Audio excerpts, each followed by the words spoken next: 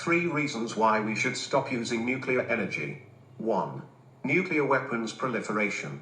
Nuclear technology made a violent entrance onto the world stage. Just 1 year after the world's first ever nuclear test explosion in 1944, 2 large cities were destroyed by just 2 single bombs.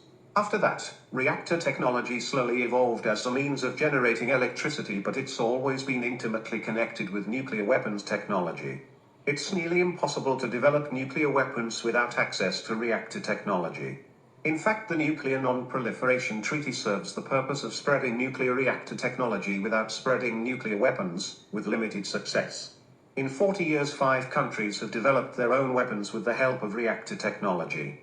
The fact of the matter is that it can be very hard to distinguish a covered nuclear weapons program from the peaceful use of nuclear energy. In the 1970s, the big nuclear powers were happily selling peaceful technology to smaller countries, which then developed weapons of their own. The road to deadly nuclear weapons is always paved with peaceful reactors. 2. Nuclear waste and pollution spent. Nuclear fuel is not only radioactive but also contains extremely poisonous chemical elements like plutonium. It loses its harmfulness only slowly over several tens of thousands of years, and there is also a process called reprocessing, which means the extraction of plutonium from spent nuclear fuel. It can be used for 2 purposes, to build nuclear weapons or to use it as new fuel, but hardly any of it is used as fuel because we don't have the right kind of reactors for that. A milligram will kill you. A few kilograms make an atomic bomb, and even an inconspicuous country like Germany literally has tons of the stuff just lying around because reprocessing sounded like a good idea decades ago. And where will all the waste go? After dumping it into the ocean was forbidden, we tried to bury it, but we can't find a place where it will definitely stay secure for tens of thousands of years. Over 30 countries operate nearly 400 reactors, managing several hundred thousands of tons of nuclear waste, and only one is currently serious about opening a permanent civilian waste storage. Tiny Finland. 3. Accidents and disasters.